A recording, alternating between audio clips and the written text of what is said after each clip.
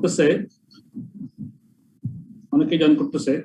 1 minute 2 minute আগে join করে ফেললে ভালো, তাহলে আমি তো অ্যাটলিস্ট 5 মিনিট আগে জয়েন করার চেষ্টা করি।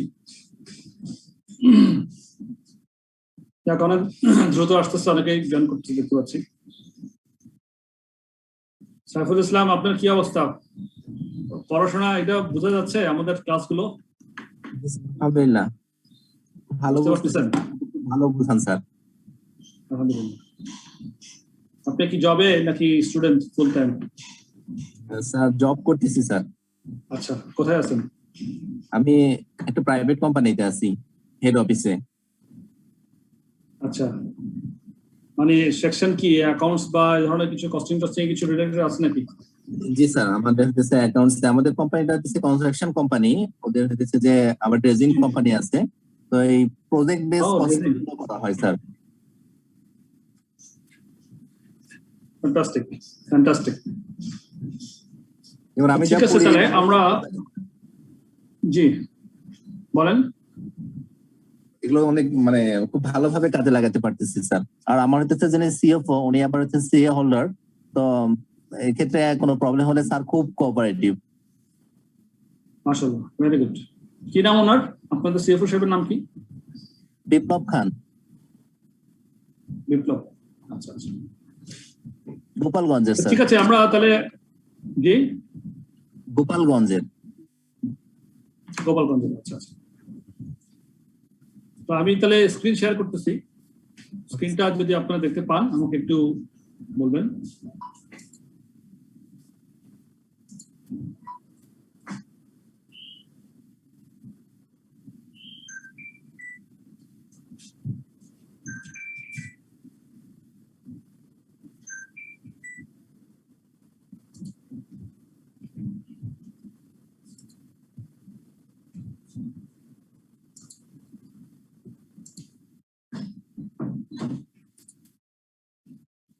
হ্যাঁ, স্ক্রিন তো শেয়ার করছি।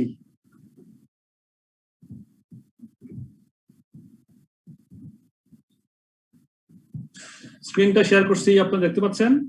জি স্যার, আমরা দেখতে পাচ্ছি। Fine, okay, thank you. তাহলে আমাদের ক্লাস আজকে শুরু করে দিই। বিসমিল্লাহির রহমানির রহিম। আমরা লাস্টে বিগত ক্লাসে ছিলাম কোথায়? এই যে আপনার বাজেটিং ফ্রেমওয়ার্ক, এই চ্যাপ্টারটার মধ্যে আমরা শিখে এসেছি অনেক কিছু। সেন্সিটিভিটি অ্যানালাইসিস সম্বন্ধে আমরা জানছিলাম। সেন্সিটিভিটি একটু রিভিউ করি।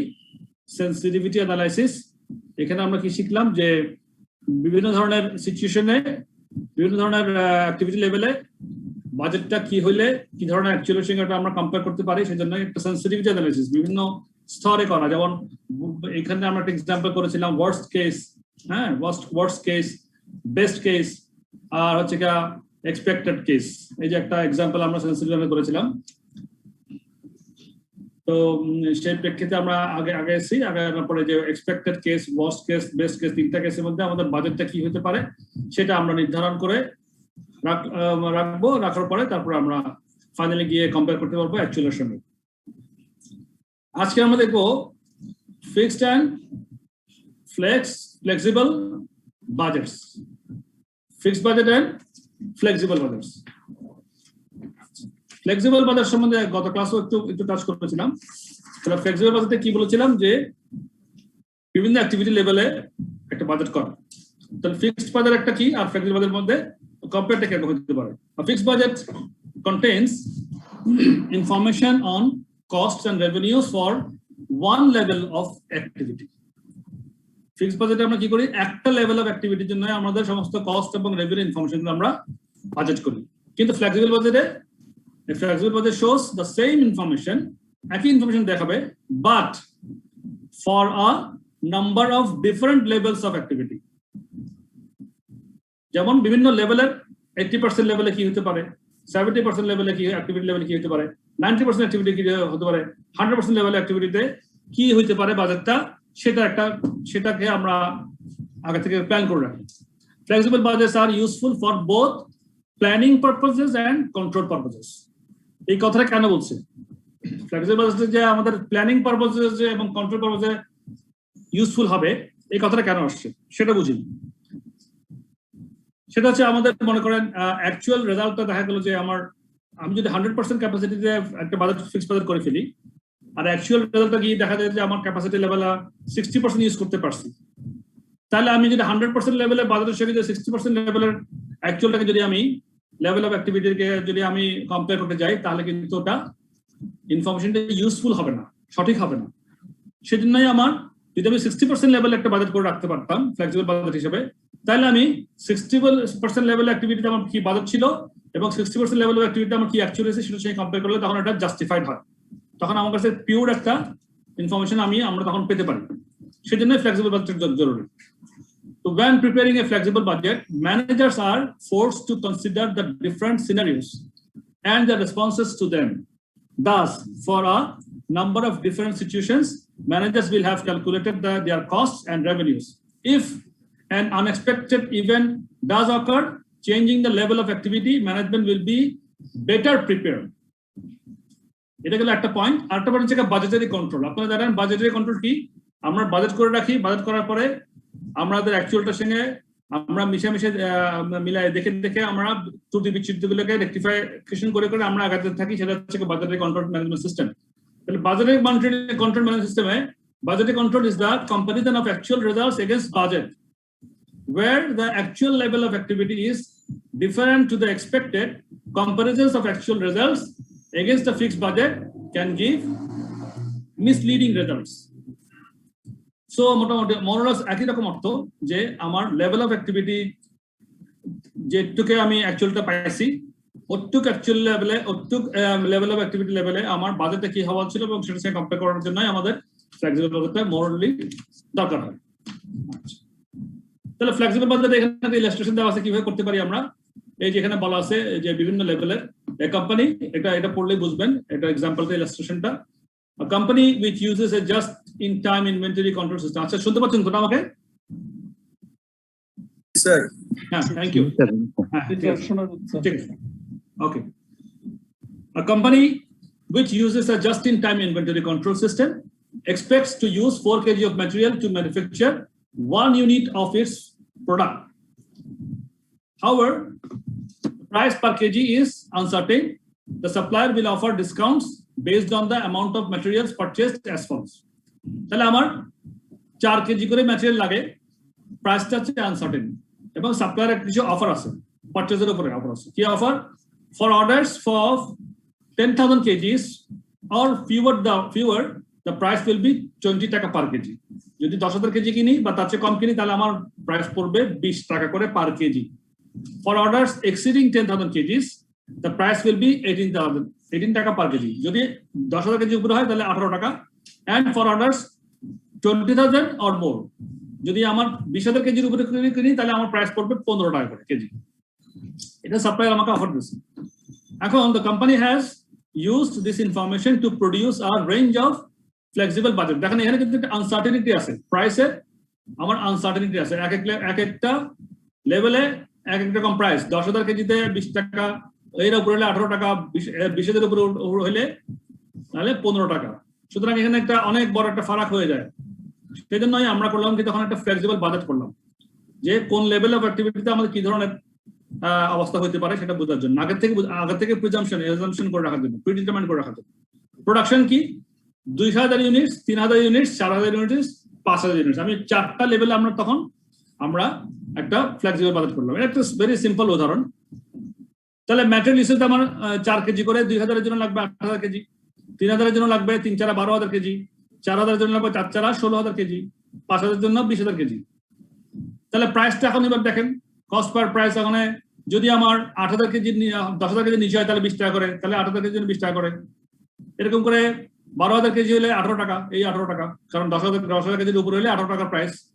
আবার 16,000 কেজি, তার মানে এটা এই 18 টাকার প্রাইস, এটাও তাই। আবার 20,000 কেজি হলে আমার 15 টাকা প্রাইস। এভাবে করে আমি প্রাইসটা আমি বাজেট করলাম যে 1,60,000, 2,16,000, 2,88,000, এটা থেকে গুণ করলাম 3 লাখ। এভাবে করে আমরা একটা ফ্লেক্সিবল বাজেটটা পারচেজের উপরে করলাম। স্যার এখানে ইউনিট কিভাবে আসছে স্যার? জি, এবার আমাদের কিছু ওই পার্টটা শেষ, কেমন? অল্টারনেটিভ কিছু অ্যাপ্রোচেস অফ বাজেটিং আছে। অল্টারনেটিভ কিছু অ্যাপ্রোচেস অফ বাজেটিং। এটা আমরা একটু দেখি, শর্টলি যাব, এখানে আর তেমন বিশেষ কিছু জানা নেই। যে একটা অ্যাক্টিভিটি বেস কস্টিং আছে, জিরো বেস কস্টিং করো, আর হচ্ছে ইনক্রিমেন্টাল বাজেটিং। তো প্রথমটা হচ্ছে কি ইনক্রিমেন্টাল বাজেটিং। এটা হচ্ছে আমরা কিছু এখন আমরা জানবো অল্টারনেটিভ অ্যাপ্রোচেস টু বাজেটিং। আমরা বাজেটিং এর একটা পার্ট কিন্তু পুরোটা উপরে যা শিখে ফেললাম। হ্যাঁ, এটা বাজেটিং এর পড়াশোনা আমাদের চ্যাপ্টার প্রথম থেকে এখানে আমরা শিখলাম। আর অল্টারনেটিভ কিছু অ্যাপ্রোচ আছে, সেগুলো আমাদের জানা থাকতে হবে। সেগুলো কি? একটা হচ্ছে ইনক্রিমেন্টাল বাজেটিং। ট্রেডিশনাল অ্যাপ্রোচে কি করি আমরা? The traditional approach to budgeting is to take the previous year's budget and to add on a percentage to allow for inflation or other cost increases. In addition, there may be other adjustments for specific items such as an extra worker or extra machine. এটা হচ্ছে incremental budgeting. মানে আমরা সাধারণত traditional অ্যাপ্রোচে এটাই দেখে আসছি যে budget করার সময় আমরা আগের বছর যে বাজেট ছিল, প্রিভিয়াস বাজেটটা, সেটার উপর নির্ভর করে আমরা কিছু একটা পার্সেন্টেজ নির্ভর করে, যেমন মনে করেন আগের বছরে যা সেলস ছিল তার 10% বৃদ্ধি হবে সেলস। তারপরে ওই অনুযায়ী আমার অন্যান্য বাজেট গুলো, purchase budget, material usage budget, production budget, labour cost budget, এগুলো সবগুলো তখন ওইটার উপর নির্ভর করে। মানে একটা নর্মাল একটা পার্সেন্টেজ ইনক্রিজ করে বাকিটা আমরা কস্ট ক্যালকুলেশন করতাম। এছাড়া এটার সঙ্গে আমরা কিছু স্পেসিফিক আইটেমের জন্য যে এক্সট্রা ওয়ার্কার লাগে বা এক্সট্রা মেশিন কিনতে হবে, ওইগুলো অ্যাডজাস্টমেন্ট করতাম। এটি হচ্ছে আমার ইনক্রিমেন্টাল বাজেটিং এর আমাদের অ্যাপ্রোচ, ট্র্যাডিশনাল অ্যাপ্রোচ। কিন্তু আরো কিছু অ্যাপ্রোচ এখন আছে। এখানে আমাদের further explanation fairly small changes are made. সেক্ষেত্রে কি করতাম আমরা? আমাদের চেঞ্জেস গুলো খুব স্মল ছিল। Fairly small changes are made to current year's budget. For example, adjustments might be made to allow for a planned increase or decline in sales volume, for inflation increases in sales price and cost.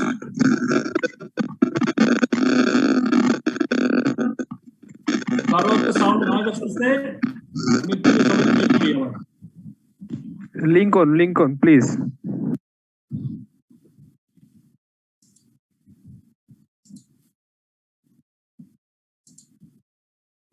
হ্যাঁ, তারপরে a check is then made to ensure that the budget produced in this way meets the performance targets of the organization. For example, the company might have a target of keeping the operating cost to sales ratio at less than say 60%. এগুলা হচ্ছে traditional approach আমরা যেভাবে করে আসছি। আচ্ছা, এটা advantage হচ্ছে simple, cheap, suitable, in stable environments and most practical. কিন্তু ডিসঅ্যাডভান্টেজ গুলো কি? আমাদের ট্রেডিশনাল অ্যাপ্রোচের ডিসঅ্যাডভান্টেজ গুলো কি? এটাই বরং মোর ফোকাস করা উচিত, আমাদের ডিসঅ্যাডভান্টেজ গুলো জানা উচিত বেশি। এটা হচ্ছে backward looking, builds on previous inefficiency. যদি আমার আগের বছরের বাজারে যদি আমার কোনো রকম ইনএফিসিয়েন্সি থেকে থাকে, তাহলে পরের বছর বাজারে যদি আমি শুধুমাত্র ইনক্রিমেন্টাল বেসিস যদি করি, তাহলে আমার এখানে প্রিভিয়াস ইনএফিসিয়েন্সি গুলো যদি থেকে যায়, সেটার উপরে আমি আবার নির্ভর করে আবার নতুন করে বাজার করলাম, তাহলে ইনএফিসিয়েন্সি গুলো কন্টিনিউ করলো। doesn't remove waste or inefficiencies, একই রকম কথা প্রায়। unsuited to changing environments, targets are too easy, activities are not justified, encourages overspending. তাহলে আমি শুধু একটা লামসাম একটা 10%, 20%, 15% টাকাটা এনহ্যান্স করে গত বছর থেকে এনহ্যান্স করে এবছর করে ফেললাম, সেখানে কিন্তু আমাদের এই ধরনের ডিসঅ্যাডভান্টেজ গুলো হতে পারে। ফার্দার এক্সপেকটেশন গুলো একই রকম কথা, এগুলো আলোচনা করছে, এগুলো আপনারা পড়বেন। এটা গেল আমার অ্যাক্টিভিটি, আমার ওই যে ইনক্রিমেন্টাল বেস বাজেটিং এর কিছু আমাদের ধারণা। দেন একটা হচ্ছে জিরো বেসড বাজেটিং। এটা ইন্টারেস্টিং, এটা সাধারণত গভর্নমেন্ট অর্গানাইজেশন মধ্যে বেশি দেখা যায় জিরো বেসড বাজেটটা। এটা কি জিনিস? Method of budgeting. এখানে আপনার আগের বাজেট গুলোর কোনো ধার ধারা নাই, আপনি নতুন করে একদম জিরো থেকে বাজেট করলেন প্রত্যেকবারই। এটা হচ্ছে জিরো বেসড বাজেটিং। কথার মধ্যে উত্তর আছে জিরো বেসড বাজেটিং। তাহলে এই method of budgeting whereby all activities are re-evaluated each time a budget is formulated. Each functional budget starts with the assumptions that the function does not exist and is at zero cost. Increments of cost are compared with increments of benefits, culminating in the applying maximum benefit for a given budgeted cost. Zero-based budgeting is a radical alternative to incremental budgeting. In zero-based budgeting, all activities and costs are budgeted from scratch, money as zero base. For every activity, managers look at its cost and its purpose and consider whether there are alternative ways of doing it. Inessential activities and costs are identified and eliminated by removing them from next year's budget. তাহলে কি হয়, আমরা একদম zero থেকে শুরু করি, নতুন অ্যাপ্রোচে নতুন থিঙ্কিং নিয়ে যে বাজেটটা করি, সোজা কথা হচ্ছে সেটাই জিরো বেস বাজেটিং। হ্যাঁ, এটা আগের ইয়ারের কোনো কিছু কম্পেয়ার না, একেবারে নতুন স্ট্যাটাস নিয়ে নতুন ভাবে চিন্তা করে নতুন প্ল্যানিং নিয়ে নতুন এনভায়রনমেন্টে আবার নতুন বাজেট করব জিরো স্ক্র্যাচ থেকে, সেটা হচ্ছে জিরো বেস বাজেটিং। এই জিরো বেস বাজেটিংয়ের মধ্যে কিছু কোশ্চেন করতে হয়, basic question. All activities are subjected to the most basic scrutiny and answers sought to such fundamental questions as, মানে আমরা তখন বাজেট জিরো বেস বাজেট করার সময় কি করব, কিছু কোশ্চেন মানে ব্রেন স্টর্মিং মধ্যে কিছু কোশ্চেন আমরা নিজেদের মধ্যে আলোচনা করে তখন বাজেটিং করার জন্য আমরা আমাদের কাজে লাগাবো। যেমন should the activity be undertaken at all, যে অ্যাক্টিভিটিটা আমি করতে যাচ্ছি সেটাকে আসলে দরকার আছে কিনা। Should the activity be undertaken at all, if the company undertakes the activity, how much should be done and how well should it be done? For example, should an economy or a deluxe service level to be provided? How should the activity be performed, in-house or subcontracted? How much would the various alternative levels of service and provision cost? So এই ধরনের বিভিন্ন question brainstorming question করে আমরা তখন zero base budget করার চেষ্টা করি। সেক্ষেত্রে আমরা এখানে আনসারগুলো খুঁজে পাই।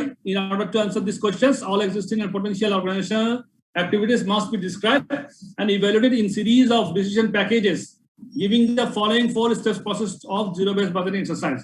তখন সিরিজ অফ ডিসিশন প্যাকেজ গুলো সামনে হাজির হয় ইভ্যালুয়েশন করার জন্য এবং সেটাকে ইভ্যালুয়েট করা হয়। সো একটা রিয়েল মানে আসল একটা বাজেট আসার জন্য আমাদের অনেকগুলো সিরিজ অফ প্যাকেজ থাকে সামনে। এটা যেমন মনে করেন প্ল্যান 1, প্ল্যান 2, প্ল্যান 3, কোন প্ল্যানটার মধ্যে যাব, এই ধরনের একটা বিষয়। সেক্ষেত্রে আমাদের কি হবে, ডিটারমাইন, তখন আমরা এক্সারসাইজ করি the determine the activities that are to be used as the object of decision packages, the provision of home support or elderly or provision of catering specialists for the workforce, for example. Example দিচ্ছে and identify the manager responsible for each activity. So এই ধরনের অনেকগুলো example দিচ্ছে, just brainstorming কথা একই, এগুলা তেমন না পড়ি। আমাদের সময়টা একটু বাঁচাই, পরের দিকে আমাদের ইম্পর্টেন্ট অঙ্ক যাবো ইনশাআল্লাহ। তবে adoption of budget zero base budgeting এটা কোথায় হয় এটা একটু জানা দরকার আছে। Zero base budgeting has been adopted more widely in the public sector. আমি আগে বলেছিলাম যে আমরা more widely in the public sector মানে গভর্নমেন্ট লেভেলে then the private. Although examples of organizations regularly adopting a full zero based budgeting approach are rare. Full scale zero based budgeting is so resource intensive that critics claim that its advantages are outweighed by its implementation cost. এত বেশি cost যায় ওটা করতে, ওইটা তখন মানে resource incentive, so ওইটা অনেক এক্সপেন্সিভ হয়ে যায়। However, it is not necessary to apply zero based budgeting to the whole of an organization. Benefits can be gained from its application to specific areas. Specific area তে আমরা zero base বাজেটটা করে কিছু benefit নিতে পারি। The whole organisation করতে গেলে আমাদের জন্য অনেক টাইম ওয়েস্ট হতে পারে, অনেক রিসোর্স ইনভলভ হতে পারে, অনেক কস্ট এক্সপেন্সিভ হয়ে যেতে পারে। সুতরাং ওটা আমরা অ্যাডাপশন করবোই করবো না সেটা একটা বিষয় আছে। এখানে একটা ইলাস্ট্রেশন দিচ্ছে, এগুলো আপনারা পড়বেন, এগুলো পড়লে জাস্ট একই কথা, ইলাস্ট্রেশন দিয়ে বোঝা দিচ্ছে, আপনারা একটা পড়িয়েন। Advantage of zero base budgeting কি? Creates an environment that accepts change, better focus on goals, forward looking, improves resource utilization, better performance measures, focuses managers to examine activities. Our disadvantage কি? এটাই main focus করবে সবসময়, disadvantage গুলো বেশি শিখবেন। Time consuming, expensive, encourage short term terminism. Management may lose focus on the true cost drivers. Managers require new budgeting skills, can result in arbitrary decisions. So এটাই হচ্ছে মোটামুটি জিরো বেস বাজেটিং। আমরা নামাজে যাই, নামাজের জন্য একটা ব্রেক নিই, তারপরে আমরা আরেক জায়গায় যাবো, অ্যাক্টিভিটি বেস কস্টিং এ যাবো, বাজেট যাবো। তো ঠিক আছে, তাহলে নামাজে ব্রেক নিচ্ছি। ঠিক আছে না আমাদের ঢুকনি ওকে স্যার, ওকে। ঠিক আছে কটা বাজছে এখন 5:05 5। 7-8 মিনিটের মধ্যে আমি আসবো আপনারা চেষ্টা করেন আর কি হ্যাঁ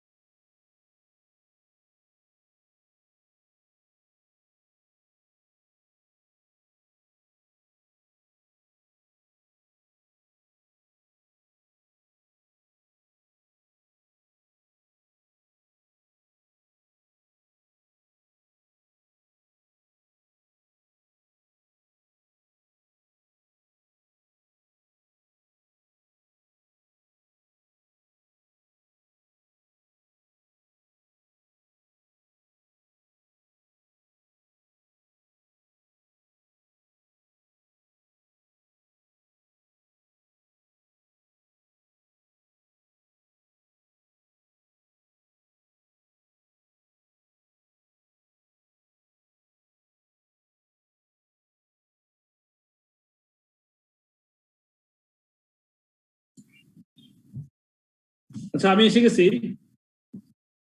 আমি আপনারা কি আসছেন নামাজ শেষ করে আসছেন? Yes, sir. Done. Namaz pura. জি স্যার, জি স্যার।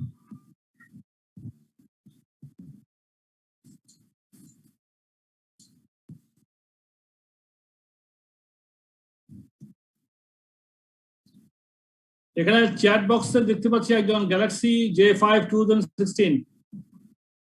আপনার কি প্রবলেমটা সলভ হয়েছে? আপনি বলছেন ফ্লেক্স বাজেটে ম্যাটেরিয়ালের 20,000টা কিভাবে হইলো? আশা করি বুঝতে পারছেন। ও একজন তো অ্যান্সার দিয়ে দিচ্ছে 50,000 ভাগ 60,000 ইনটু 24,000 পাওয়ার। আছেন নাকি গ্যালাক্সি 5? নাম তো নাই। হ্যালো স্যার, ঈদের আগে আমাদের ক্লাস কয়টা হইতে পারে? সরি, ঈদের আগে আর ক্লাস কয়টা হইতে পারে আমাদের? বৃহস্পতিবার কি হবে স্যার? ঈদের আগে হবে, ক্লাস হবে আমাদের, শেষ পর্যন্ত ক্লাস করবো আমরা ইনশাল্লাহ। অসুবিধা কি?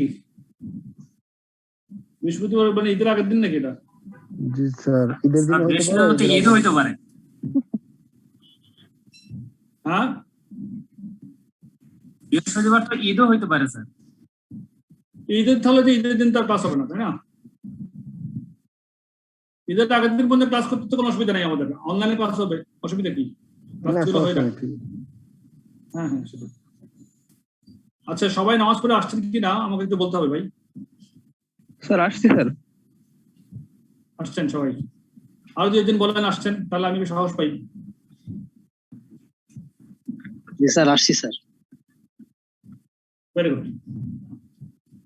তাহলে মোটামুটি আমরা ইনক্রিমেন্টাল বেস বাজেটিং পাইলাম, জিরো বেস বাজেটিং পাইলাম। আরেকটা হচ্ছে এখন জানবো, সেটা হচ্ছে activity base budgeting. Activity base বাজেটিংটা আমরা অ্যাক্টিভিটি বেস কস্টিং করছিলাম, মনে আছে আপনাদের? চ্যাপ্টার 5 নাকি chapter 6? Chapter 5 activity base costing করছিলাম, মনে আছে? জি স্যার।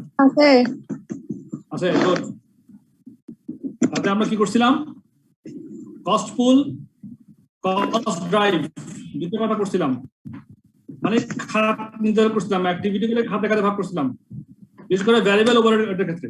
ঠিক ওই কনসেপ্টটাই, ওই কস্টিং এর কনসেপ্টটা দিয়েই আমি যে বাজেটিং করবো সেটা হচ্ছে অ্যাক্টিভিটি বেস কস্টিং। এটা একটা ফ্যান্টাস্টিক একটা বিষয়, এটা রিয়েলি গুড। এখানে কি হয়, in a manufacturing business budgeting or direct cost is relatively straightforward. সাধারণত আমরা ডাইরেক্ট কস্ট, ম্যাটেরিয়াল, ডাইরেক্ট লেবারটা স্ট্রেট খুব তাড়াতাড়ি আমার প্রোডাকশনের উপর ভ্যারি করে আমরা অ্যাজিউম করে আমরা কস্টিং করে ফেলতে পারি, বাজেট করে ফেলতে পারি। কিন্তু budgeting for overhead cost is not so simple. Traditionally, there has been a tendency to take an incremental approach in budgeting for overhead cost and prepare next year's budget, but by simply adding a percentage on the current year budget to allow for inflation. Zero-based budgeting is one method of bringing greater discipline to the process of budgeting for overhead activities and cost. Another method is activity-based budgeting. তাহলে মোটামুটি কথা হচ্ছে এই অ্যাক্টিভিটির উপর কে আমি নির্ভর করে budgeting করব ওভারহেড গুলোকে, সেটা হচ্ছে activity based budgeting. As its name should suggest, activity based budgeting takes the similar approach to activity based costing. ওই activity based costing যেটা আমি একটু আগে বললাম, সেই ওই অ্যাপ্রোচ নিয়ে আমরা activity based বাজেটিং করব। ABB is defined as a method of budgeting based on an activity framework and utilizing cost drivers data in the budget setting and variance feedback processes. Whereas zero-based budgeting is based on budgets, decision package prepared by responsibility center managers.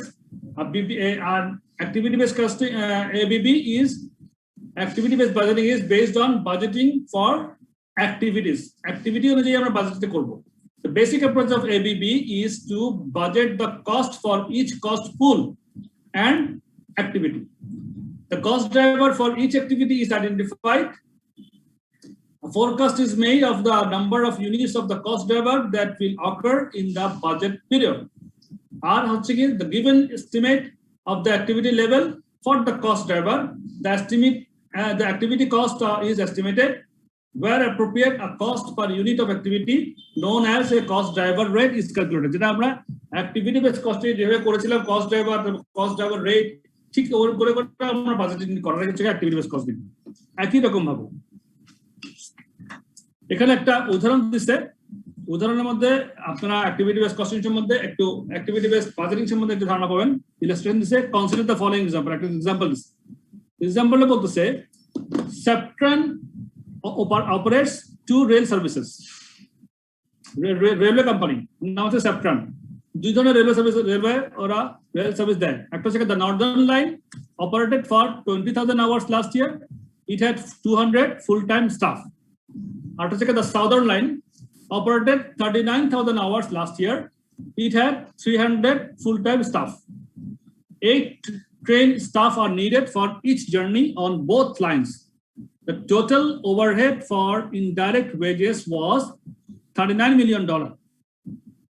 Next year, the government wants to promote greater use of train services in the north of the country. Septran expect this to result in approximately 10,000 more journey hours for the Northern Line.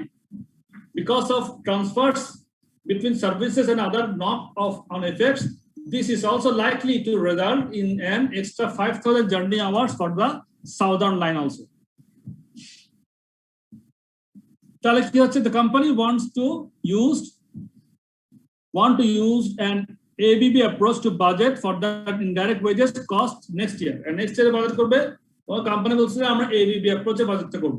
তাহলে ABB approach এ budget করতে হলে আমরা activity base budgeting, তাহলে activity base হইলে আমরা activity গুলো কি কি সেগুলো আমরা আইডেন্টিফাই করব, তারপর কস্ট পুল, কস্ট ড্রাইভার ওগুলো হিসাব করে রেট বাই করব, তারপর রেট অনুযায়ী আমরা বাজেটটা করব। Simple method. The approach গুলো দেখি যে একটা স্টেপ বানাতে কি করব। Firstly the company need to determine how cost should be allocated to each service effectively becomes a cost pool, যেটাকে cost pool বলবো আমরা। This might be the number of journeys or the number of full-time employees. For indirect wages, Septran believe that the number of full-time staff would be the most appropriate way to allocate cost to each cost pool. তাহলে Septran বলতেছে যে না, আমরা cost pool অনুযায়ী আমরা এই number of স্টাফকেই ধরতে পারি cost pool হিসেবে। Step 2, the total overheads are then allocated, যেটা আমরা অ্যাক্টিভিটি বেস কস্টিং এ যেভাবে করছিলাম ঠিক একই স্টেপে, কিন্তু এখানে আমরা বাজেটিং করছি। যখন আমরা কস্টিং মেথড শিখছি, এরা ওই কস্টিং মেথডকে অ্যাপ্রোচটা কাজে লাগায় কিভাবে বাজেটিং করব সেটা আমরা একটা আইডিয়া নিচ্ছি এখান থেকে। স্টেপ 2 তে তাহলে কি হবে, the total overheads are then allocated to each cost pool on this basis. তাহলে আমার দুইটা বেসিক লাইন, একটা নর্দার্ন লাইন, একটা সাউদার্ন লাইন। আমার টোটাল হচ্ছে $39 মিলিয়ন এখানে বলা আছে খরচ হয়েছিল গত বছর। এই যে the total overhead for indirect wages was $39 million. তাহলে 39 মিলিয়নকে আমার একটাতে 200 এমপ্লয়ি, একটা 300 এমপ্লয়ি। দেখেন নর্দার্নে আমার 200 ফুল টাইম স্টাফ আর সাউদার্নে 300 ফুল টাইম স্টাফ। এই অনুযায়ী আমি কি করবো, এখন আমি এটাকে অ্যালোকেট করে দিচ্ছি। ওভারহেডকে আর দেন অ্যালোকেটেড। তাহলে ইনডাইরেক্ট ওয়েজ হচ্ছে কি স্প্লিট 200 ইনটু 300, 39 মিলিয়নকে 2:3 দিয়ে ভাগ করলে 15.6 মিলিয়ন আর 23.4 বিলিয়ন আমরা কি করলাম, ওভারটাকে অ্যালোকেট করে দিলাম। এবার step 3, company then need to determine the cost driver. Septran believe that the cost is driven by the number of journey hours in operation. এখন Septran বলছে না জার্নি আওয়ার উপর অপারেশন যেটা সেটার উপর করে আমি ভাগ করব, ওটাকে আমি বাজেটিং করব।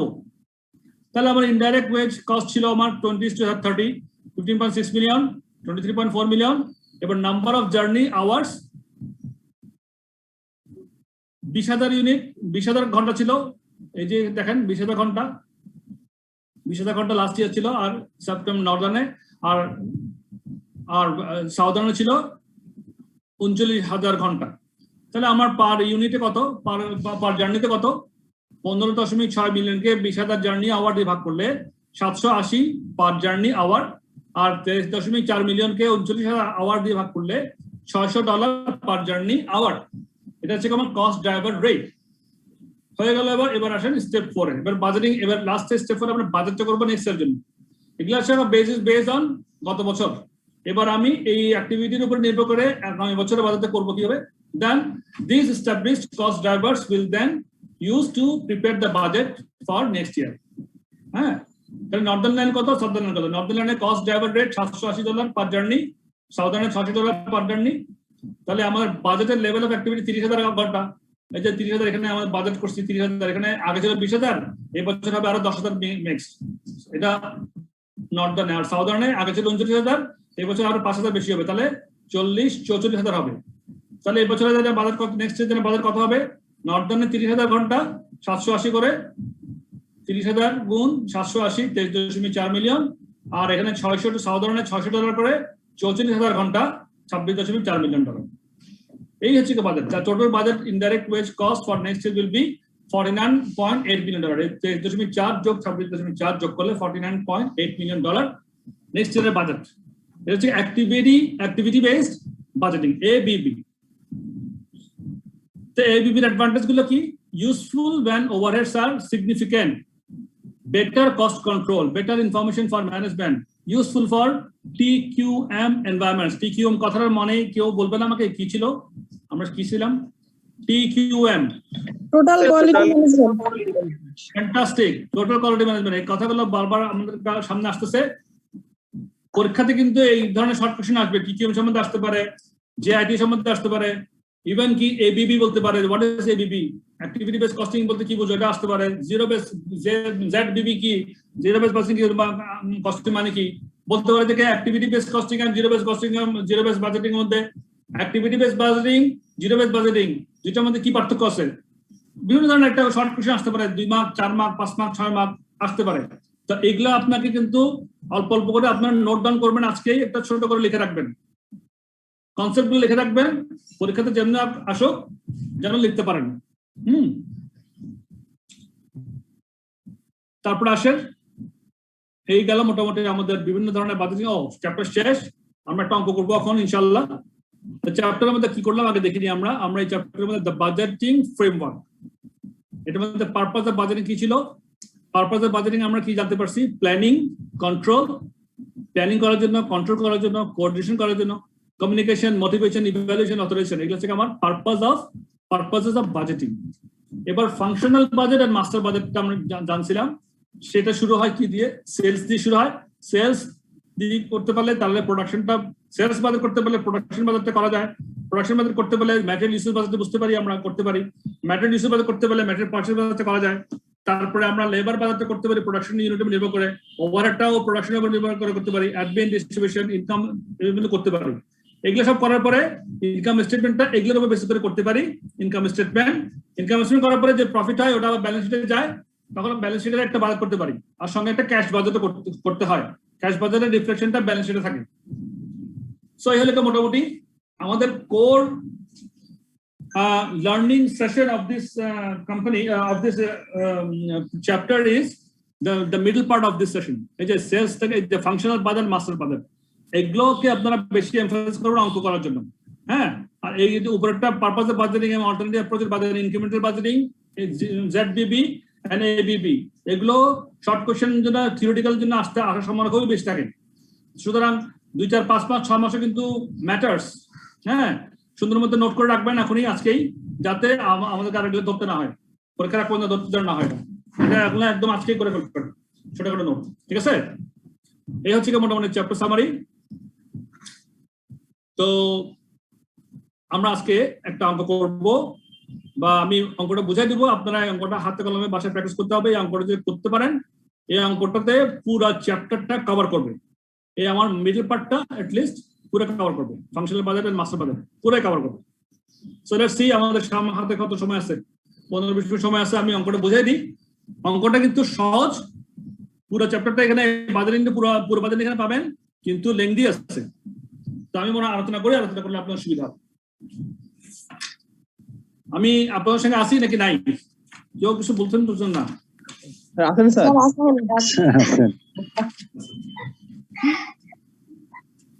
না, আমি শুধু বক করতেছি, মানে আপনারা কি বোর ফিল করতেছেন কেন সেটাও বুঝতেছি না, বুঝছেন না? মাঝে মাঝে মনে হয় যে কি বলতেছি এটা আপনি বোঝাতে পারতেছি না। হ্যাঁ, ভালো শ্রোতা তো, নিরিবিলি শুনতেছি।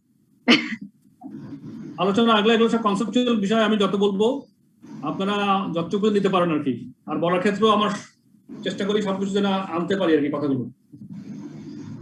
এই প্রশ্নটা আমরা পড়বো, আলোচনা করব, সমাধানটা আপনারা বাসায় করবেন। আমি পুরো অঙ্কটা ইনশাআল্লাহ দেখি রিভাইজ করে দিচ্ছি, আপনাদের রিভিউ করে দিচ্ছি। আপনারা বাসায় অবশ্যই হাতে কলমে 2-3 বার করবেন অঙ্কটা। ইনশাআল্লাহ এই চ্যাপ্টারটা ক্লোজ এই অঙ্কের মধ্যেই, ঠিক আছে? Hash makes 2 products, P1 and P2. Sales for next year are budgeted at 5,000 units for P1, 1,000 units for P2. Planned selling prices are 230 টাকা and 300 টাকা respectively. তার মানে 230 টাকা P2. P1 এ 230 টাকা, P2 স্যার। P1 এ 230 টাকা করে সেলস প্রাইস, P2 300 টাকা 300 করে সেলস প্রাইস, ঠিক আছে? এটা হয়ে গেল।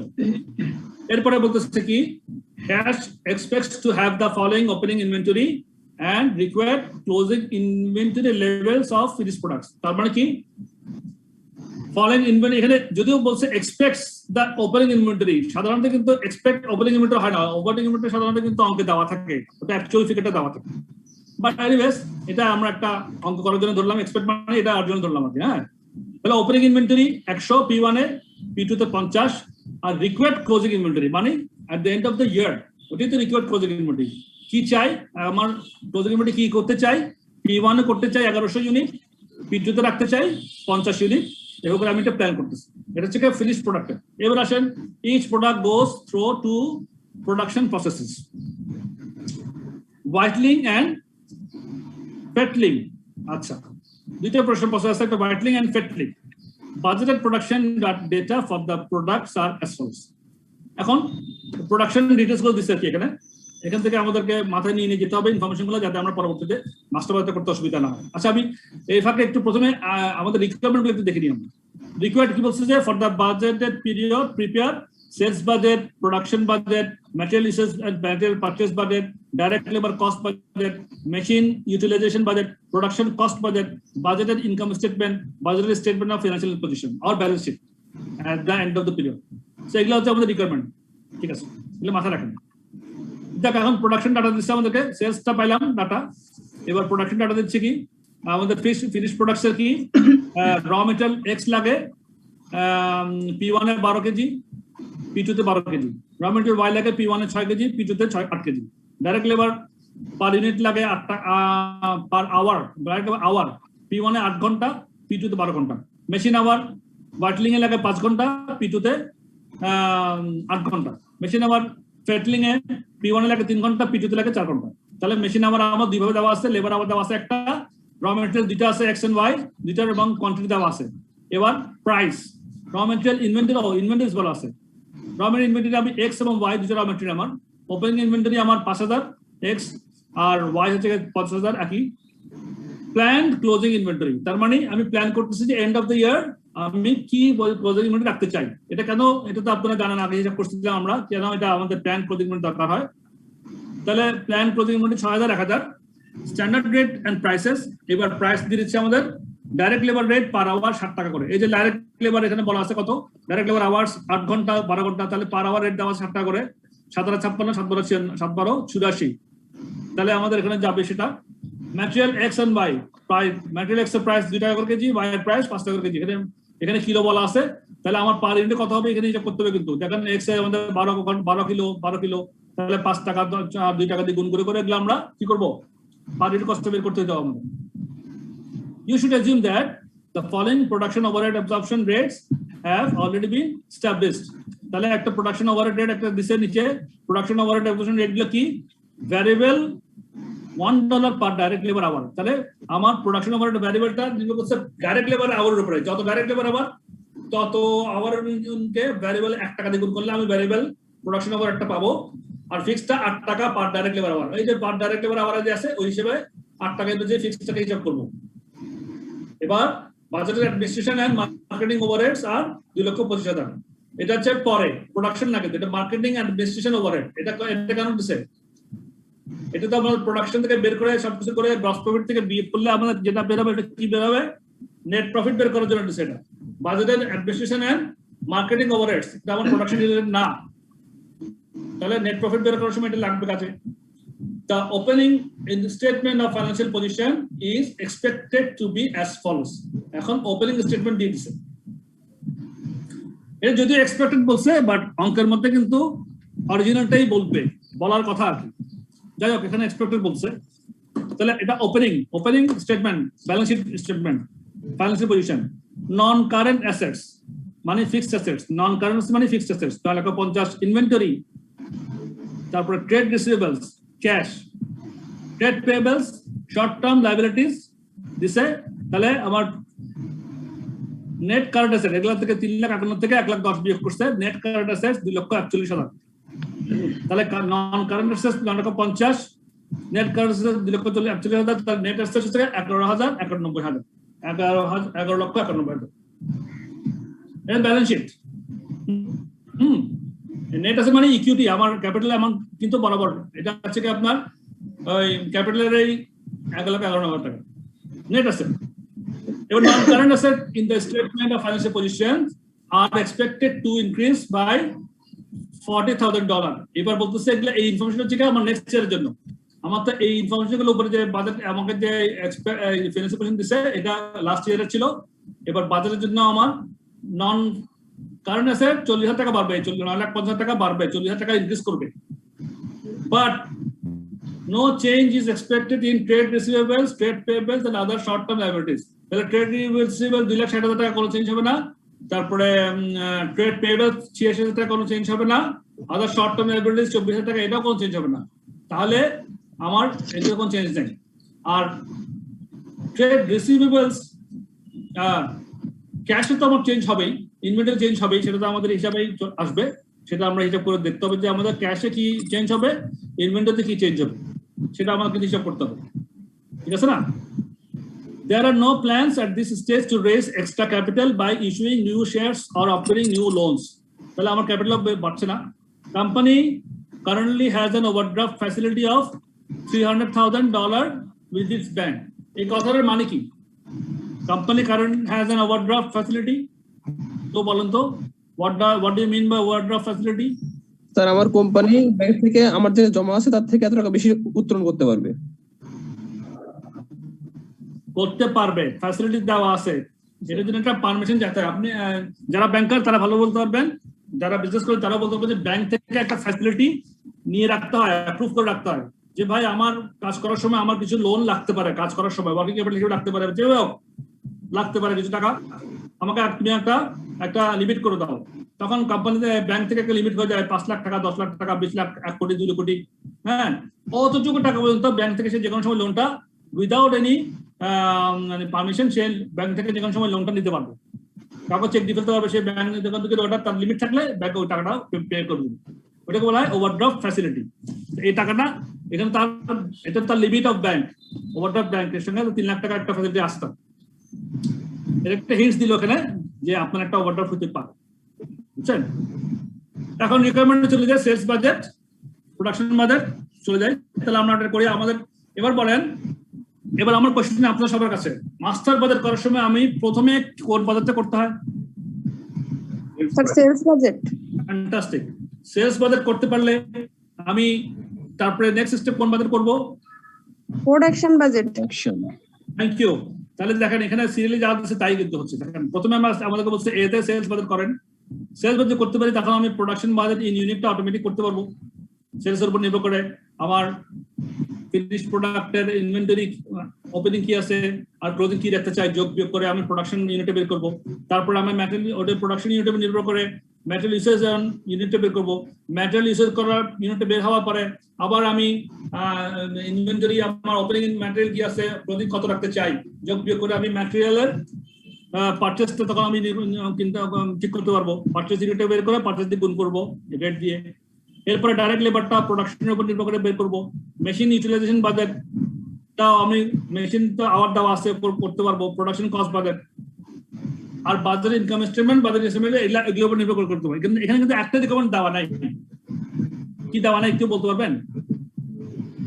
আমার প্রোডাকশন কস্ট করার জন্য এখানে একটা রিকোয়ারমেন্ট কিন্তু ওরা বলে দেয় না, কিন্তু সেটা আমাদের করতে হবে। কোন জিনিসটা বলে দেয়? Cash budget. Now production cost করার জন্য ক্যাশ বাজেট কি master budget. So direct labor maybe. একটা ভ্যারিয়েবল একটা কম্পোনেন্ট বলে নাই, আর একটু ইজি করে দিলাম। আমার এখানে ডাইরেক্ট ম্যাটেরিয়াল কথা বলছে, ডাইরেক্ট লেবার কথা বলছে। Production overhead budget. ফ্যান্টাস্টিক, ওভারহেডের কথা বলে নাই, এই কথাই শুনতে যাচ্ছিলাম। Thank you very much. এখানে কিন্তু ভ্যারিয়েবলের যদি আমরা ভ্যারিয়েবল প্রোডাকশনের যদি হিসাবটা বাইর না করি, তাহলে কি আমরা টোটাল কস্ট অফ প্রোডাকশনটা বের করতে পারবো? না স্যার, পারবো না। তো এখানে যদিও ভ্যারিয়েবল কথা বলা নাই, কিন্তু আমাদেরকে বের করে নিতে হবে। কেন? কস্ট অফ প্রোডাকশনটাকে ফুলফিল করার জন্য, বের করার জন্য, তাই তো? সেটা মাথায় রাখবেন। আচ্ছা, তাহলে এবার চলে আসেন আপনারা মুখে মুখে বলে একটু। তাহলে আমরা সেলস তো এখানে বলা আছে, তাই না? সেলস এর আমার কত হবে? P1 কত হবে? হ্যাঁ, সেলস এর কত? P1 কত? 5000 ইউনিট 5000 গুণ 230। 5000 গুণ 230, রাইট। তাহলে কত হয়? 11,50,000। 11,50,000। কেউ যদি ফলো করতে না পারেন আমাকে অবশ্যই বলবেন, আমি পুরোটা করে দেবো না, আমি কনসেপ্টটা দিয়ে দিব, আপনারা বাসায় বসে করতে পারবেন। কেমন? কঠিন কিছু না। আমার সেলস বাজেটটা করতেছি প্রথমে। সেলস বাজেট করার জন্য আমার 5000 ইউনিট P1 230 টাকা করে গুণ করলে 11,50,000 চলে আসে। P2 তে কত হবে? 1000 ইউনিট 1000 into 300 sir. 300, যা হয় তা যোগ করে দিবেন, টোটাল আসবে 14,50,000 টাকা। এটা আমাদের সেলস বাজেট হয়ে গেল, সেলস বাজেট পেয়ে গেলাম। এবার আসেন আমরা প্রোডাকশন ইউনিটটা করে ফেলি, কত ইউনিট প্রোডাকশন করতে হবে আমাদের। তাহলে 5000 সেল করবো, P1 দেখি আগে। 5000 সেল করবো, আর আমার ক্লোজিং স্টক থাকবে 1100। তাহলে টোটাল কত হলো? 6100। আর ওপেনিং আছে বিয়োগ করেন 100। তাহলে আমার প্রোডাকশন ইউনিট কত হবে P1 এ? 6000 দেখি 6000। একটু ভেঙে ভেঙে বলেন, সবাই শুনে মতো বলেন, একটা করে বলেন। কেমন 6000 কেমন হইলো বলেন? যোগ closing stock 1100 minus opening inventory 100। Fantastic, খুব সুন্দর করে বলছেন। তাহলে 5000 যোগ 1000, তাহলে 1100, তাহলে 6100 বিয়োগ 100 ক্লোজিং ওপেনিং। তাহলে আমার 6000 কি করতে হবে? আমাদের প্রোডাকশন করতে হবে, বাজেট প্রোডাকশন বাজেট। P2 তে কত? তাহলে বলেন, ফটাফট বলে বলেন। P2 তে আমার সেলস ইউনিট হচ্ছে 1000 ইউনিট, 1000ই closing stock 50 minus 50, opening stock minus 50, তাহলে 1000 ইউনিট আমার P2 তে হয়ে গেল। তাহলে প্রোডাকশন ইউনিট পেয়ে গেলাম। এবার আমরা যাব ম্যাটেরিয়াল ইউসেজ এন্ড পারচেজ বাজেটে। 3 নম্বর রিকোয়ারমেন্ট তাইও বলা আছে, সিরিয়ালি ম্যাটেরিয়াল ইউসেজ আমাদের করতে হবে, তাই না বললেও করতে হতো। যদি বলতাম মাস্টার বাজার করেন, ইনকাম স্টেটমেন্ট করেন, কিছুই বলা নেই, শুধু ইনকাম স্টেটমেন্ট করতে বলছে, তখন কিন্তু আমাদের হিসাবগুলো করতে হবে। এবার তাহলে আমার ইউসেজে চলে যান। আমার 6000 তাহলে হচ্ছে আমার প্রোডাকশন P1, আর 1000 জায়গায় প্রোডাকশন P2। তাহলে 6000 জন্য আমার ম্যাটেরিয়াল এক্সটা কত লাগতেছে? P1 হিসেবে করেন, ম্যাটেরিয়াল এক্স কত লাগতেছে? 6000 ইউনিট, 6 12 72,000। আর আমার ম্যাটেরিয়াল ওয়াই কত লাগতেছে? 12000। Material Y material wise 636,000। 636,000। জি স্যার। হ্যাঁ, ম্যাটেরিয়াল ওয়াই 6টা করে লাগতেছে 6000 এর জন্য 36,000। আর বাকিগুলো গুণ করে দিব। তাহলে 72,000 কে P1 দিয়ে আমি কত টাকা দিয়ে গুণ করব? রেট কত? টাকা 2 টাকা। স্যার বুঝতেছি না, 72,000 12,000 এটা বুঝতেছি না। হ্যাঁ, আমি বলি শুনুন। তাহলে আমাদের প্রোডাকশন ইউনিট 6000 এবং 1000, এটা কি বুঝছেন? জি স্যার। আচ্ছা, তাহলে আমরা এখন 6000 ইউনিট প্রোডাকশন P1 এবং 1000 ইউনিট P2 করব, এটা আমাদের প্ল্যান। 6000 আমাদের 6000 আমাদের এক ইউনিটে ম্যাটেরিয়াল এক্স লাগে 12 কিলো এবং ম্যাটেরিয়াল ওয়াই লাগে 6 কিলো। 6000 ইউনিটে কত লাগে? 6 12 72,000 কিলো, আর ওয়াই লাগে 36,000। 6 36,000 কিলো। বুঝলেন না? এখন প্রশ্ন কত টাকা বলছি, বুঝছেন? জি স্যার। হ্যাঁ, তাহলে 72,000 কিলোর দাম কত? পার কিলোর দাম 2 টাকা করে, 72 দুগুণ 44,000, 1,34,000। আর 36,000 কিলো 5 টাকা করে, 5 36 1,80,000 যোগ করে দেবেন। এভাবে করে আমি ম্যাটেরিয়াল প্রাইসটা পেয়ে যাবো। ঠিক আছে? ম্যাটেরিয়াল প্রাইস পেয়ে গেলাম, ইউসেজটাও পেয়ে গেলাম। দুইটারই ইউসেজ আমরা এক্স এবং ওয়াই এভাবে বের করে আমরা ম্যাটেরিয়াল এবং ইউসেজ এবং বাজেট এবং করে ফেলবো। এরপর আসেন ডাইরেক্ট লেবারটা কিভাবে করবো। ডাইরেক্ট লেবার করতে গিয়ে আমাদের ডাইরেক্ট লেবার আওয়ার কত আছে, এখানে 8 ঘন্টা P1 লাগে, 12 ঘন্টা লাগে P2 তে। তাহলে 8 ঘন্টা লাগে 1 ইউনিটে, 6000 ইউনিটে কত ঘন্টা লাগবে? 48,000 আওয়ার। 80,000 টাকা। আর P2 তে 12 ঘন্টা করে 1000 ইউনিটের জন্য 12,000। 12,000। বাস, তাহলে রেট দিয়ে গুণ করে ফেলবেন, আমার লেবার কস্টটা বেড়ে আসবে। এরপর ভ্যারিয়েবল ওভারহেডটা যেটা প্রশ্নে করতে বলা হয় নাই কিন্তু করতে হবে প্রোডাকশন কস্ট, টোটাল প্রোডাকশন কস্টটা বের করার জন্য।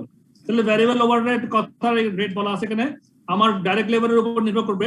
হ্যাঁ, যে 48,000 উপরে আমার per hour variable production overhead rates variable $1 per direct labour hour. তাহলে 48,000 জন্য 48,000 টাকা একটা গুণ করলে, আর ওই 8 টাকা দিয়ে গুণ করলে ফিক্সড বের হবে যা হয় তা। 48 ইন্টু 8 টাকা কত হয়? 48,000 ইন্টু 8, 3,84,000 টাকা ফিক্সড। আর 48,000 ইন্টু ভ্যারিয়েবলটা হচ্ছে 1, 48,000। হ্যাঁ, তো যোগ করলে যা হয়। তাহলে প্রোডাক্ট 1 এর জন্য কত, প্রোডাক্ট 2 এর জন্য কত বের করে ফেলবো সেভাবে একইভাবে দোনোটার জন্য বের করে ফেলবো। হয়ে গেল? তাহলে আমাদের ডাইরেক্ট লেবার, আমরা ম্যাটেরিয়াল কস্ট বের করলাম, ডাইরেক্ট লেবার কস্ট বের করলাম, প্রোডাকশন ওভার কস্ট বের করলাম। এবার বলতেছে মেশিন আওয়ার। মেশিন আওয়ার কত এখানে বলা আছে, মেশিন আওয়ার কত এখানে, মেশিন আওয়ারের জন্য এই যে এখানে বলা আছে মেশিন আওয়ার হোয়াইটলিং 5 ঘন্টা 8 ঘন্টা, মেশিন আওয়ার ফেটলিং 3 ঘন্টা 4 ঘন্টা। তাহলে 5 ঘন্টা যদি 1 ইউনিটের জন্য হয় 6,000 এর জন্য 530,000 ঘন্টা। হ্যাঁ, জি। আর 1,000 এর জন্য এটা 1,000, এটাও তাই 48,000। সরি, এটা হবে আপনার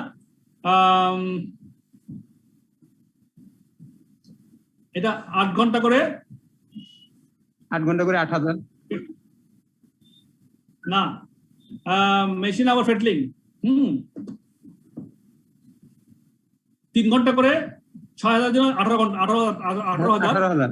জি। আর 4 ঘন্টা করে 4 ঘন্টা করে 1,000 এর জন্য 4,000। 4,000। টোটাল ফেটলিং কত, টোটাল ফেটলিং কত বের করে ফেলবেন, দেখাই দিবেন। এরপর আসলে প্রোডাকশন কস্ট বাদা, প্রোডাকশনের মধ্যে যা যা প্রোডাকশনের direct material cost, direct labour cost, variable overhead cost, fixed production cost যা বের করছি আমরা তখন বসে বসে সবগুলো যোগ করবেন, তাহলে টোটাল প্রোডাকশন কস্ট বের হয়ে গেল। টোটাল প্রোডাকশন কস্ট বের হওয়ার পরে ওইটাকে পার ইউনিটে নিয়ে আসবেন। ওই P1 টাকে 6,000 দিয়ে ভাগ করবেন, তাহলে পার ইউনিট P1 এর দাম বাড়বে। আর P2 টোটাল প্রোডাকশনকে 1,000 দিয়ে ভাগ করলে পার ইউনিটে বেড়ে আসবে। তো সেক্ষেত্রে যা হয় তা আর কি। এরপর আসেন বাজেটের ইনকাম স্টেটমেন্ট। আমি সেক্ষেত্রে এর পর্যন্ত ঠিক আছে হিসাবটা। এবার আপনাকে আমি ডাইরেক্ট ইনকাম স্টেটমেন্ট নিয়ে যাই, আমার মনে হয় সেটা ভালো হবে।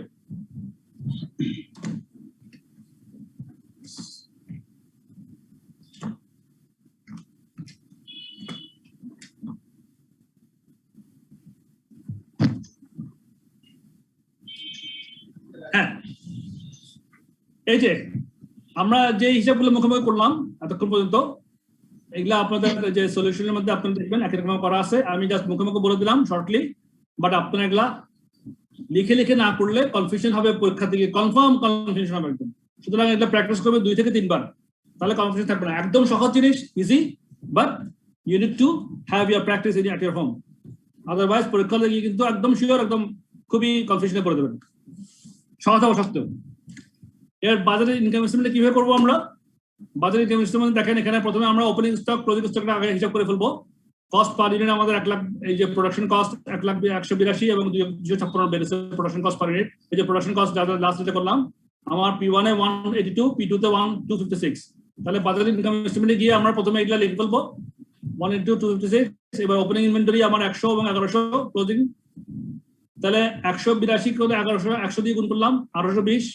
যেহেতু আমাদের এখানে আগের কোনো ডেটা নাই ওপেনিং ইনভেন্টরি সম্বন্ধে, আমরা যে প্রোডাকশন কস্টটাকে 182 বের করছি বা 256 বের করছি, এটাকে আমরা ওপেনিং ইনভেন্টরি তো আমরা ধরে ফেলবো, যেহেতু কোনো ডাটা নেই। ডাটা থাকলে ওপেনিং ইনভেন্টরি ডাটা থাকবে তাই ধরতাম, কিন্তু যেহেতু ডাটা নেই সেটা আমরা এই কস্টিং এটা এখন ধরবো আর কি। তাহলে 100 ইন্টু 182, তাহলে ওপেনিং স্টক, আর 1100 ইন্টু 182 2,20,000। ঠিক এটাও 50 কে 256 গুণ করলাম 12,800, 12,800 ওপেনিং ক্লোজিং ইনভেন্টরি পেয়ে গেলাম। এবার ইনকাম স্টেটমেন্টে চলে আসলাম। সেলস সেলস এর ইনকাম যা বের করছি তাই, আমরা যে সেলস বাদে যা পাচ্ছি তাই, 11,50,000 যোগ 3 লাখ 14,50,000 ওপেনিং ইনভেন্টরি 18,020 18,200, তারপরে সেলস ওপেনিং ইনভেন্টরি, তারপরে এখন কস্ট অফ গুডস সোল্ড বের করছি। তাহলে কস্ট অফ গুডস সোল্ড বের করতে কি করতে হবে? Opening inventory plus cost of production minus closing inventory, তাই না? জি স্যার। তাহলে opening inventory 12,500, cost of production 1,092 আমরা বের করছি এখান থেকে। এই যে 10,92,000 টাকা P1। তাহলে ওপেনিং ইনভেন্টরি 18,200 যোগ কস্ট অফ প্রোডাকশন 10,92,000 যোগ করলাম, করে ক্লোজিং ইনভেন্টরি কি রাখতে চাই? 2,20,200 লিখলাম, বিয়োগ করলে আমরা cost of production cost of sales, এই যে সেলস করলাম 11,50,000 টাকা, এটার কস্ট অফ প্রোডাকশন ছিল 9,10,000 টাকা। তাহলে 11,50,000 থেকে 9,10,000 বিয়োগ করলে 2,40,000 টাকা কস্ট বেড়ে যাবে। স্যার কস্ট পার ইউনিট 182 টাকা দেয়া আছে স্যার, এটা বই না দেওয়া নাই।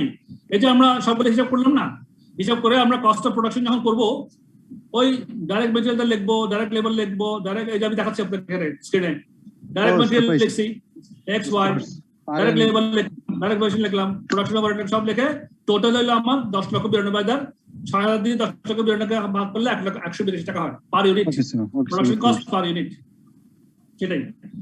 তারপরে আমরা এখানে গ্রস প্রফিট পেয়ে গেলাম, P1 পেলাম, P2 পেলাম, যোগ করে টোটাল আমার 2,84,000 হলো। এখান থেকে আমি নেট প্রফিট করার জন্য ওই যে অ্যাডমিনিস্ট্রেশন মার্কেটিং কস্ট 2,50,000 বলা ছিল প্রশ্নে, সেটাকে বাদ দিলে নেট প্রফিটটা পেয়ে গেলাম 59,000। ক্লিয়ার? এরপরে আস্তে মাস্টার বাজার 8টা পার্ট, ইনকাম স্টেটমেন্ট হয়ে গেল, ব্যালেন্স শিট। ব্যালেন্স শিটের মধ্যে কি আছে? আমাদের আগের বছর যে ব্যালেন্স শিট দেওয়া ছিল, প্রশ্নটা আপনাদের সামনে আছে না বইটা? জি স্যার। হ্যাঁ, ওখানে ওটার সঙ্গে এটা চেঞ্জ আসবে। আমি প্রথমে বলেছিলাম প্রশ্নটা চোখের সামনে থাকলে সুবিধা হয়। যাক, এখানে ওপেনিং অ্যাসেট দেখেন, এখন প্রশ্ন দেখেন, ওপেনিং অ্যাসেট ছিল আমার 11,91,000 ছিল ওপেনিং নেট অ্যাসেট ছিল, ওটার সঙ্গে আমার বাজারের নেট প্রফিট যোগ হবে 59,000, তাহলে 12,50,000 হবে আমার ক্লোজিং নেট অ্যাসেট। যোগ হবে, বুঝি না স্যার অ্যাসেটের সাথে প্রফিট কেন যোগ হবে? আসলে সেখানে ওপেনিং নেট অ্যাসেট দেওয়া আছে, ওপেনিং নেট অ্যাসেট মানে হচ্ছে ক্যাপিটাল, নেট অ্যাসেট কথাটা বুঝিয়েন, net asset. Opening net asset, net অ্যাসেটটা কিভাবে আসছে? অ্যাসেট থেকে লাইবিলিটি বিয়োগ করার পরে যেটা থাকে সেটা হচ্ছে ক্যাপিটাল অ্যামাউন্ট, ঠিক আছে না? তাহলে সেটার সঙ্গে আমার প্রফিট, এই বছর যে প্রফিট যোগ হয়ে যাবে না আমার নেট প্রফিটটা, ইনকাম জি স্যার যোগ হয়ে গেলে আমার ক্লোজিংটা বের করলাম 12,50,000। এবার আসেন, আমার নন কারেন্ট অ্যাসেট বাড়বে, মানে ফিক্সড অ্যাসেট বাড়বে 40,000। Closing inventory has been calculated in budget and budget items. হ্যাঁ, ক্লোজিং হচ্ছে কি?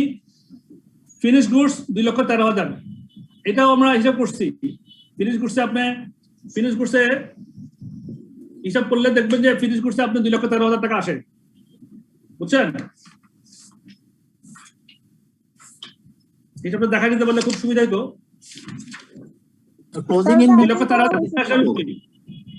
হ্যাঁ,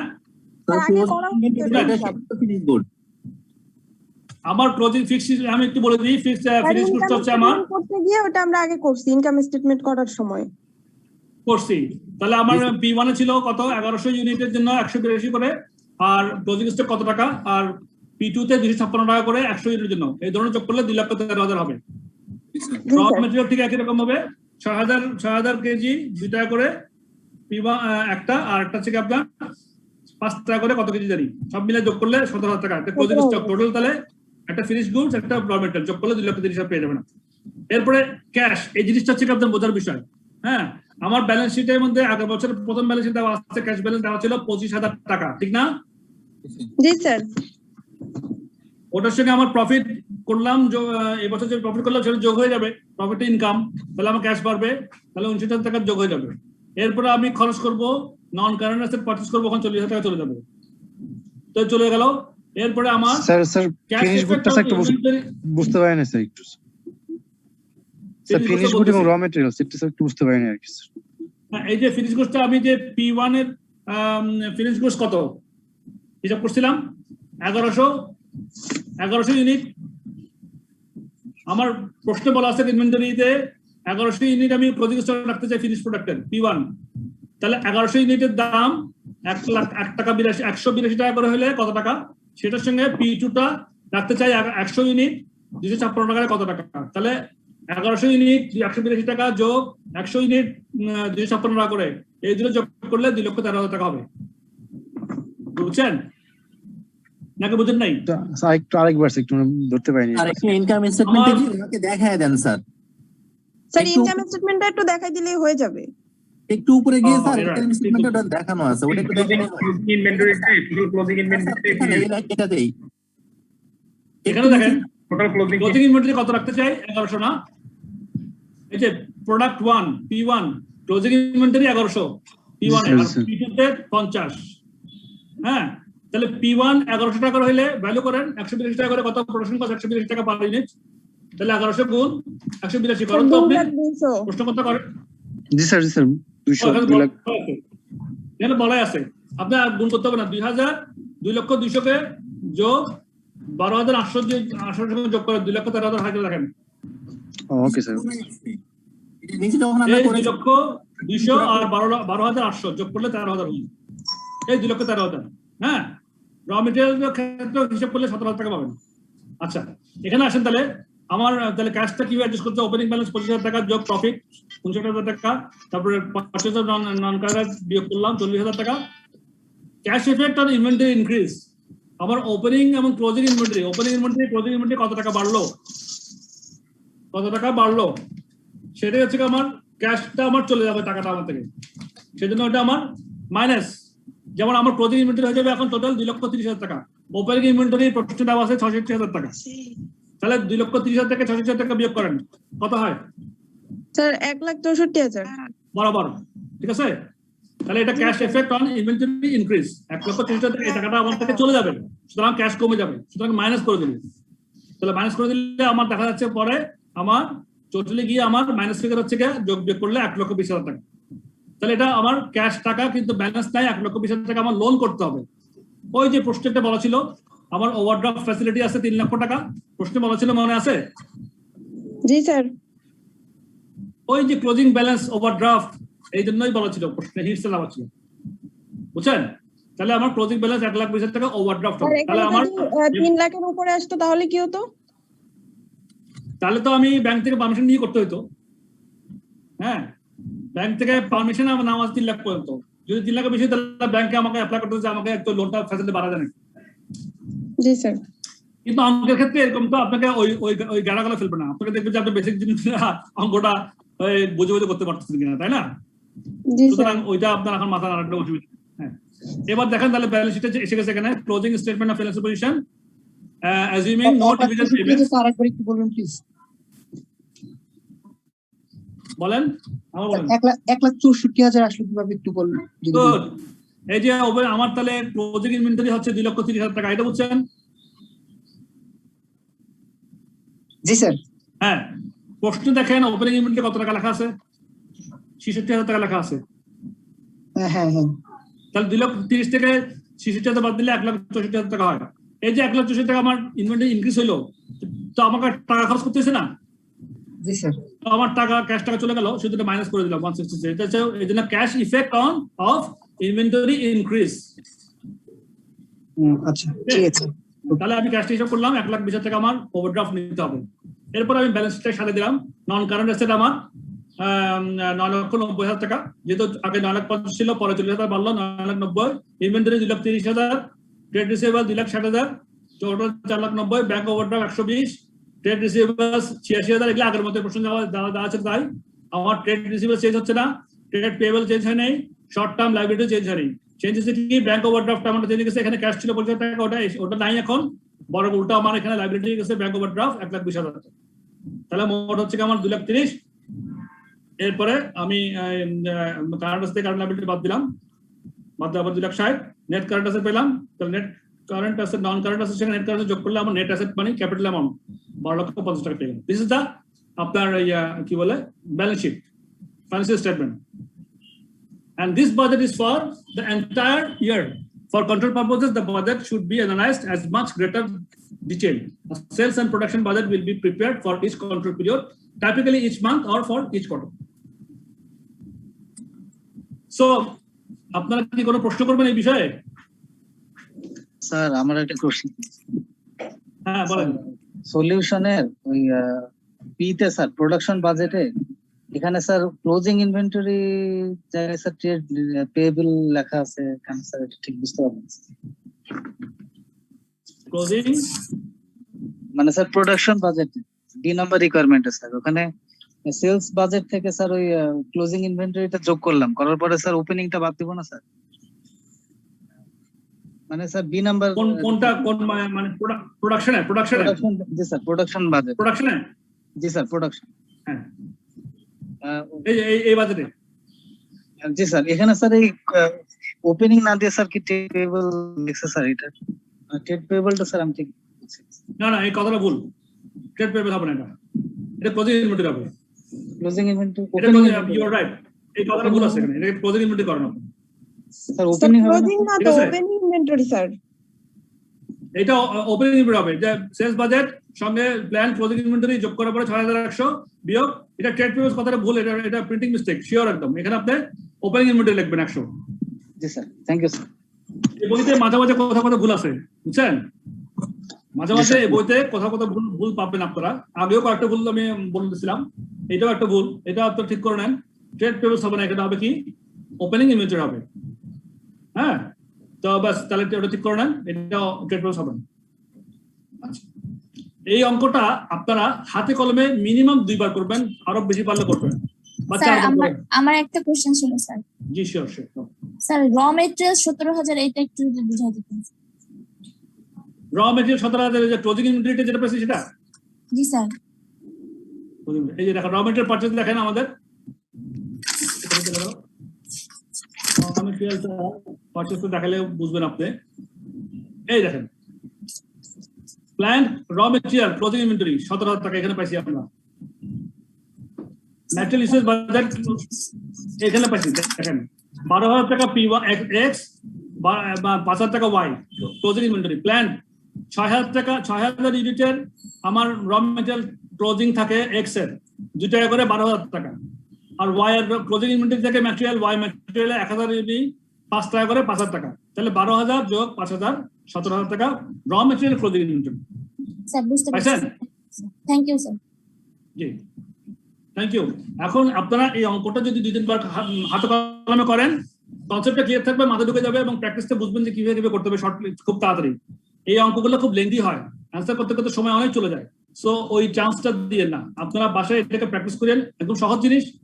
যত প্র্যাকটিস করবেন তত আপনাদের জন্য এটা মানে ভালো হবে, আপনারা ইজিলি এটাকে কন্ট্রোল নিয়ে আসতে পারবেন।